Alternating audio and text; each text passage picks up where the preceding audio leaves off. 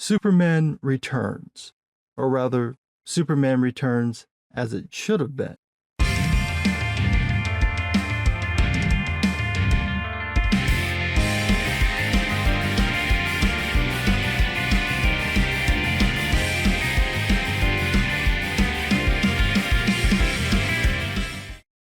DC Studios dropped the second teaser for Superman.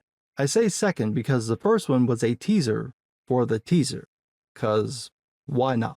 Normally I don't react to trailers, but I thought it was worth talking about this one because it's the relaunch of the DC Universe. My first takeaway is the new look. Zack Snyder went for a desaturated, darker look for Man of Steel. James Gunn went for brightness and saturation. It looks like a cinematic version of the Superman and Lois show, or really, a live-action version of the comic book. This shot is what I imagine the Daily Planet would look like if you put a real camera in that world. It's not exactly what a newsroom actually looks like, but it's definitely how someone would draw it. The same with the Luthor Corps building. It really should be LexCorp. I'm sure that something like this actually exists, but this design looks like something right out of a comic. Even the Kent farm looks like something out of a book, like the artist went, I don't want to draw all that farm stuff. I'm just going to draw the house. Now, I'm not enamored with the look, and I'm sure people will either love it or hate it with nothing in between, but I think it does work for the tone James Gunn wants to set for the film. Speaking of looks, we get some shots of the other heroes. If I remember right, in this version of the DC Universe, other superheroes already exist before Superman comes onto the scene. That at least avoids the problem Zack Snyder created when he made Superman the first superhero and then wanted to use other characters who were supposedly already established. There are a couple of other heroes in the trailer, first one being Hawkgirl. We don't get that great a look at her. She's off in the corner in one shot, and the other is her flying through the air, so it's covered in motion blur. From what I can see, the design looks okay. I'm not sure about the helmet though. Looks a little janky. Then there's Metamorpho, and I'm kind of torn about his design. I'd like to get a better look at him without whatever lens was used for this close-up. We do get a clear shot of Mr. Terrific, and he looks like he walked right out of the comic. The situation happening with his mouth is a little weird, but props to the makeup team for blending in the mask with his eyes. It looks like the mask goes up to his eyelids. That might be a digital trick, but if they did it practically, great job. And then there's Guy Gardner.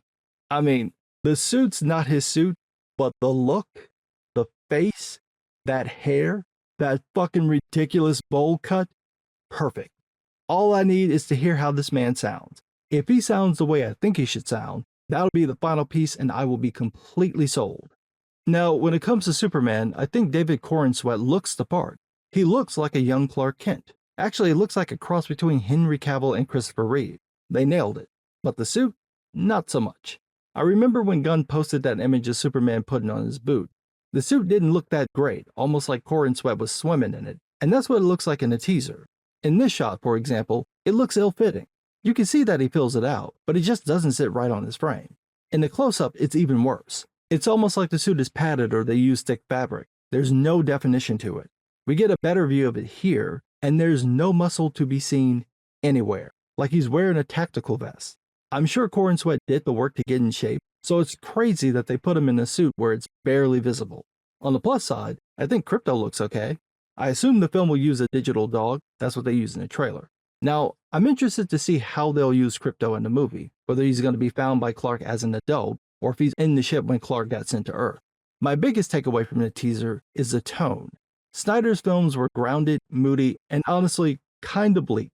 The teaser for Man of Steel wasn't like that, but it is how the film turned out. And before anyone rushes to the comments, Man of Steel is my favorite Superman movie. I love the film, but it is what it is. James Gunn seems to have gone for a more hopeful, hyper-realistic, and frankly, fun approach. That's the key word, fun. This looks fun. Really, it looks like the version of Superman Returns people wanted instead of the one we got.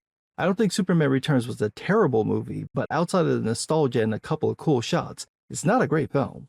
The teaser seems to have what Superman Returns didn't have enough of and what Man of Steel completely lacked, with a solid nod to the comics thrown in. The tone makes it feel like a comic book brought to life. I swear, I've seen Lois in this look at least a dozen times in the comic. This is right out of John Byrne's run or during the Death of Superman era. Nick Holt looks like Lex Luthor. A skinny Luthor, but he still looks the part. The teaser seems to have the vibe of the old Donner films, but with better effects. This feels right. This feels like the Superman movie people want to see. However, that doesn't mean it'll turn out that way.